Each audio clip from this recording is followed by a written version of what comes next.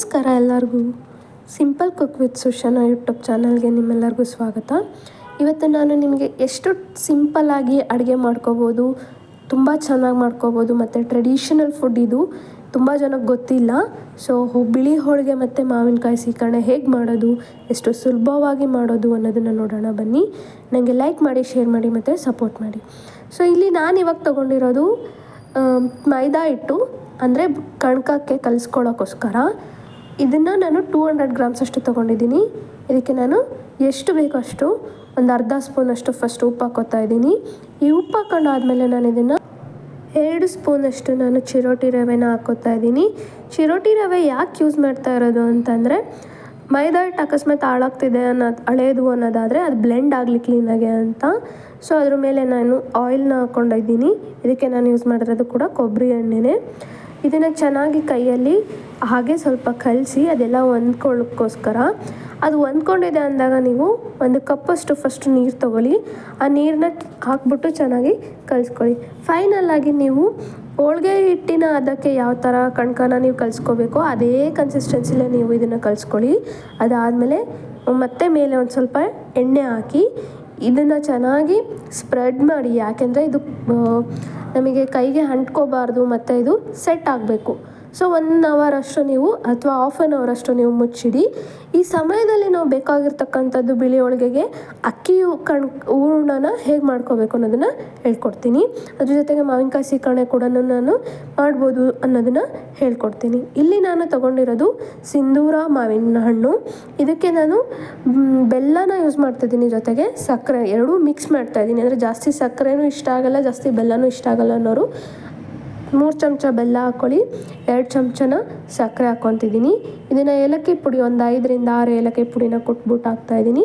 ಅದ್ರ ಸಿಪ್ಪೆ ಕೂಡ ಹಾಕ್ತಾಯಿದ್ದೀನಿ.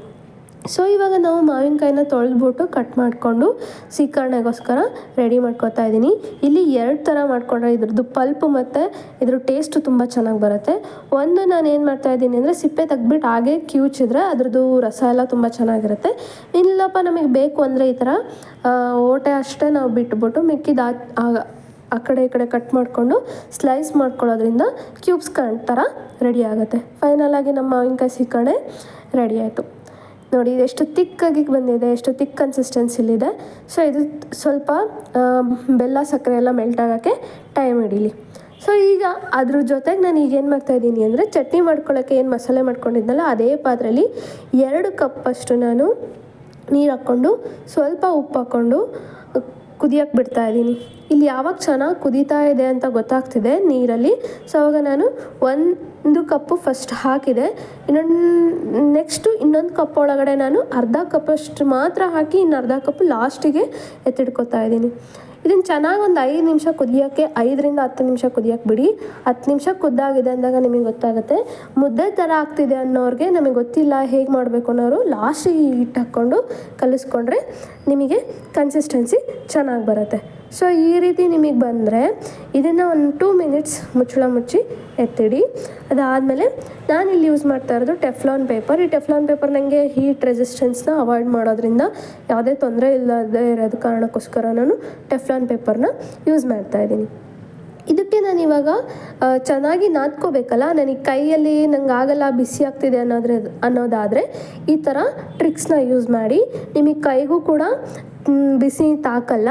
ಆಮೇಲೆ ಚೆನ್ನಾಗಿ ಗಂಟೇನಾದರೂ ಆಗಿದ್ರೂ ಕೂಡ ಕ್ಲೀನಾಗಿ ಒಡ್ಕೊಳ್ಳುತ್ತೆ. ನೋಡಿ ಎಷ್ಟು ಚೆನ್ನಾಗಿ ಬಂದಿದೆ ಅಲ್ವಾ. ಎಲ್ಲೂ ಕೂಡ ಒಂದು ಸ್ವಲ್ಪನೂ ಅಂಟಿಲ್ಲ, ಪಾತ್ರೆಗೆ ತಗುಲ್ತಪ್ಪ ಪಾತ್ರೆ ಎಲ್ಲ ಆಯಿತೋ ಥರ ಏನೂ ಇಲ್ಲ. ಸೊ ಈ ರೀತಿ ಉಂಡೆಗಳನ್ನ ಮಾಡ್ಕೊಳ್ಳಿ. ನಿಮ್ಮ ಕೈಯಲ್ಲಿ ಎಷ್ಟು ಸ್ವಲ್ಪ ಎಷ್ಟು ಹಿಡಿಯುತ್ತೋ ಅಷ್ಟು ನಿಮ್ಮ ಕೈ ತುಂಬ ಉಂಡೆ ಮಾಡ್ಕೊಳ್ಳಿ. ನೋಡಿ ಈಗ ನಮ್ಮ ಕಣ್ಕ ಸೆಟ್ ಆಯಿತು. ಈ ಕಣ್ಕ ಸೆಟ್ ಆಗ್ತಿದೆ. ಇವಾಗ ನಾನು ಹೂರಣಕ್ಕೆ ಸ್ಟಫಿಂಗ್ ಮಾಡಬೇಕು. ಸೊ ಇದಕ್ಕೆ ನಾನು ಯೂಸ್ ಮಾಡ್ತಾ ಇರೋದು ಸ್ವಲ್ಪ ಆಯಿಲ್ನ ಕೈಗೆ ಹಚ್ಕೊಳ್ಳಿ. ಅದನ್ನು ನೀವು ಎಷ್ಟು ಅಕ್ಕಿನ ಹೂರಣನ ತೊಗೊಂಡಿರ್ತೀರೋ ಅದ್ರ ಮುಕ್ಕಾಲಷ್ಟು ಅಥವಾ ಅದ್ರ ಸಮದಷ್ಟೇ ತೊಗೋಬೋದು. ಬಟ್ ಅದರಷ್ಟೇ ಸಮ ತೊಗೊಂಡ್ರೆ ಏನಾಗುತ್ತೆ, ನಮಗೆ ದಪ್ಪ ದಪ್ಪ ಬರೋದ್ರಿಂದ ನಾನೇನು ಮಾಡ್ತಾಯಿದ್ದೀನಿ, ಸ್ವಲ್ಪ ಕಡಿಮೆನೇ ತಗೋತಾ ಇದ್ದೀನಿ. ಕೈಯಲ್ಲೇ ಕೂಡ ನಾನು ಸ್ಟಫಿಂಗ್ ಮಾಡ್ಕೋಬೋದು, ತುಂಬ ಚೆನ್ನಾಗಿ ಬರುತ್ತೆ. ಸಿಂಪಲಾಗಿ ನೋಡಿ ಎಷ್ಟು ಕ್ಲೀನಾಗಿ ಬಂತು. ಸೊ ಇದನ್ನು ನಾವು ರೋಲ್ ಮಾಡಿಬಿಟ್ಟು ಅದನ್ನೇ ಒಳಗಡೆ ಪ್ರೆಸ್ ಮಾಡಿಬಿಟ್ರೆ ಮುಗೀತು. ಎಷ್ಟು ದಪ್ಪನೂ ಆಗಿದೆ, ನಾವು ಅಂದ್ಕೊಂಡಾಗೆ ಎಷ್ಟು ಚೆನ್ನಾಗೂ ಬಂದಿದೆ. ಒಂಚೂರು ಕೈಗೆ ಎಲ್ಲೂ ಕೂಡ ಹತ್ತಿಲ್ಲ. ಸೊ ಏನು ಮಾಡಿ, ಟೆಫ್ಲಾನ್ ಪೇಪರ್ಗೂ ಕೂಡ ಒಂದು ಸ್ವಲ್ಪ ಆಯಿಲ್ ಅಪ್ಲೈ ಮಾಡಿಕೊಂಡು ಅದನ್ನು ಪ್ರೆಸ್ ಮಾಡಿ ನಾನು ಅದು ಟೆಫ್ಲಾನ್ ಪೇಪರ್ ಮೇಲೆ ನಾನು ಕಣ್ಕ ಏನು ಮಾಡ್ಕೊಂಡಿದ್ದೀನಲ್ಲ ಅದನ್ನು ಹಾಕ್ತಾಯಿದ್ದೀನಿ. ಹಾಕಿದಾದಮೇಲೆ ನಾನು ಇಲ್ಲಿ ಲತುಡಿ ಮಣೆಯಲ್ಲಿ ನಾನು ಉದ್ದುತ್ತಾ ಇದ್ದೀನಿ, ಯಾಕೆಂದರೆ ನನಗೆ ಕೈಯಲ್ಲಿ ದಪ್ಪ ಬರುತ್ತೆ. ಸೊ ಹಾಗಾಗಿ ಲತುಡಿ ಮಣೆಯಲ್ಲಿ ಉದ್ದುತ್ತಾ ಇದ್ದೀನಿ. ಅದಕ್ಕೂ ಆಯಿಲ್ ಅಪ್ಲೈ ಮಾಡ್ಕೊಂಬಿಟ್ರೆ ನಮಗೆ ಎಲ್ಲೂ ಏನು ಅಂಟು ಅಥವಾ ನಮಗೆ ಆಗ್ತಾ ಇದೆ ಮಾಡೋಕ್ಕೆ ಬರಲ್ಲ ಅನ್ನೋ ಥರ ಯಾವ ಥರನೂ ಪ್ರಾಬ್ಲಮ್ ಇರೋಲ್ಲ. ಸೊ ಫಸ್ಟಿಗೆ ನಾವೇನು ಮಾಡಬೇಕು, ಸ್ವಲ್ಪ ಮಧ್ಯ ಉದ್ಕೊಂಡು ಮಿಕ್ಕಿದ್ದೆಲ್ಲ ಸೈಡ್ ಏನು ದಪ್ಪ ದಪ್ಪ ಎಲ್ಲೆಲ್ಲಿ ಇರುತ್ತೋ ಅದನ್ನು ಒಂದು ಶೇಪಲ್ಲಿ ನಾವು ಅದನ್ನು ಕ್ಲೀನಾಗಿ ಉದ್ದಬೇಕು. ನೋಡಿ ಎಷ್ಟು ತೆಳ್ಳಗೆ ಬೇಕಾದ್ರೂ ನೀವು ಮಾಡ್ಕೋಬೋದು. ಎಷ್ಟು ತೆಳ್ಳಗೆ ಮಾಡ್ಕೋತೀವೋ ಅಷ್ಟು ಚೆನ್ನಾಗಿ ಬಿಳಿ ಹೋಳಿಗೆ ನಮಗೆ ಬರ್ತಾ ಹೋಗುತ್ತೆ. ಸೊ ಇದರಲ್ಲಿ ಇನ್ನೊಂದು ಸರಿ ನೀವು ಇದನ್ನು ಕಣ್ಕಾಯಿ ಹೇಗೆ ತುಂಬಿದೆ ಅಂತ ನೋಡ್ಕೊಳ್ಳಿ. ಎಷ್ಟು ಚೆನ್ನಾಗಿ ಬಂದಿದೆ ಅಂದರೆ 2-3 ತಿನ್ನೋರು 5 ತಿಂತಾರೆ ಬಿಳಿ ಹೋಳಿಗೆನ. ಯಾಕಂದರೆ ಭಾರ ಅನಿಸಲ್ಲ ಅಥವಾ ತಿಂದಿದ್ದೀವಿ ಅನ್ನೋ ಅಷ್ಟು ಫೀಲೂ ಆಗೋಲ್ಲ. ತುಂಬ ಲೈಟಾಗಿರುತ್ತೆ ಮತ್ತು ಹೋಳಿಗೆ ಅಷ್ಟು ಸಿಹಿನೂ ಇರೋಲ್ಲ. ಹೋಳಿಗೆ ಶಿಕರಣೆ ಅಂದರೆ ತುಂಬ ಸ್ವೀಟ್ ಇರುತ್ತೆ, ಬಟ್ ಇದಷ್ಟು ಸ್ವೀಟ್ ಇರೋಲ್ಲ. ಕಾಂಬಿನೇಷನ್ ಚೆನ್ನಾಗಿರುತ್ತೆ. ಸೊ ಈಗ ನಾನು ಹಂಚ್ಕಾದ್ಮೇಲೆ ನಾನು ಏನು ಮಾಡಿದ್ದೀನಿ, ಬಿಸಿಗೆ ಹಾಕಿದ್ದೀನಿ. ಇವಾಗ ನೋಡಿ ಸ್ವಲ್ಪ ಉಪ್ತಾ ಇದೆ ಅಂದಾಗ ನೀವು ತಿರುವಾಕಿ, ಈಗ ಎರಡೂ ಕಡೆಯೂ ಚೆನ್ನಾಗಿ ಉಬ್ಬಿ ಬೇಯ್ತಾ ಇದೆ ಅಂದಾಗ ನೀವು ಅದನ್ನೇನು ಮಾಡಿ ತಟ್ಟೆಲಿ ಹಾಕಿ ತೆಗೀರಿ. ಇದಕ್ಕೆ ನೀವು ಬೇಕಿದ್ರೆ ಎಣ್ಣೆ ಕೂಡ ಹಾಕೋಬೋದು, ಅಥವಾ ತುಂಬ ಎಣ್ಣೆ ಹಾಕಬೇಡಿ, ಸ್ವಲ್ಪ ಎಣ್ಣೆಯಲ್ಲೇ ಯೂಸ್ ಮಾಡಿ. ಆದಷ್ಟು ನೀವು ಆಲ್ರೆಡಿ ನೀವು ಕಣ್ಕಾಗೆ ಎಲ್ಲದಕ್ಕೂ ಎಣ್ಣೆ ಆಗಿರೋದ್ರಿಂದ ಇದನ್ನು ಸ್ವಲ್ಪ ಡ್ರೈ ಆಗಿ ರೋಸ್ಟ್ ಮಾಡ್ಕೊಳ್ಳಿ ಅಥವಾ ಡ್ರೈ ಆಗಿ ನೀವು ಫ್ರೈ ಮಾಡ್ಕೊಳ್ಳಿ. ಹೇಗಿದೆ ನಮ್ಮ ಬಿಳಿ ಹೋಳಿಗೆ ನೋಡಿ, ಎಷ್ಟು ಬೇಗ ಆಯಿತು. 2 ಕಪ್ಪು 2 ಬೌಲಲ್ಲಿ ಅಕ್ಕಿ ಹಿಟ್ಟನ್ನ ನಾನು 22 ಹೋಳಿಗೆನ ಮಾಡಿಕೊಂಡೆ. ಎಷ್ಟು ಚೆನ್ನಾಗಿ ಬಂದಿದೆ ಅಲ್ವಾ? ಸೊ ಈ ರೀತಿ ಹೋಳಿಗೆ ಶಿಕರಣೆ ಮಾಡ್ಕೊಳ್ಳಿ. ಈ ಕಾಂಬಿನೇಷನ್ ಜೊತೆಗೆ ನಿಮಗೆ ಖಾರದ ಚಟ್ನಿ ಕೂಡ ತುಂಬ ಸಖತ್ತಾಗಿರುತ್ತೆ. ಸೊ ಅದನ್ನು ನಾನು ನಿಮಗೆ ನೆಕ್ಸ್ಟ್ ವಿಡಿಯೋದಲ್ಲಿ ತಿಳಿಸ್ಕೊಡ್ತೀನಿ. ಇದನ್ನು ನೀವು ಮಾಡ್ಕೊಳ್ಳಿ, ನಿಮಗೆ ಖುಷಿ ಅನಿಸುತ್ತೆ. ಬೇಸಿಗೆಗಾಲದಲ್ಲಿ ಮಾವಿನಕಾಯಿ ಸೀಸನ್ ಇರೋದ್ರಿಂದ ತುಂಬ ಟೇಸ್ಟಿಯಾಗಿರುತ್ತೆ. ಸ್ವೀಟ್ ಜಾಸ್ತಿ ತಿನ್ನೋಕ್ಕಾಗಲ್ಲ, ಬರೀ ಸಿಹಿ ಹೋಳಿಗೆ ತಿನ್ನೋಕ್ಕಾಗಲ್ಲ, ಬೇಕಿದ್ರೆ ಶಿಕರಣೆ ಪರವಾಗಿಲ್ಲ ಅನ್ನೋರು ಈ ರೀತಿ ಮಾಡ್ಕೊಂಡು ತಿನ್ನಿ. ಎಲ್ಲರಿಗೂ ಇಷ್ಟ ಆಗಿದ್ರೆ ಲೈಕ್ ಮಾಡಿ, ಶೇರ್ ಮಾಡಿ, ಕಮೆಂಟ್ ಮಾಡಿ, ನನಗೆ ಸಪೋರ್ಟ್ ಮಾಡಿ. ಇನ್ನೂ ಹೆಚ್ಚೆಚ್ಚಾಗಿ ನಾನು ನಿಮಗೆ ವಿಡಿಯೋಗಳನ್ನ ಮಾಡ್ತೀನಿ. ಹೆಲ್ದಿಯಾಗಿರೋಣ, ಹೆಲ್ದಿಯಾಗಿ ತಿನ್ನೋಣ.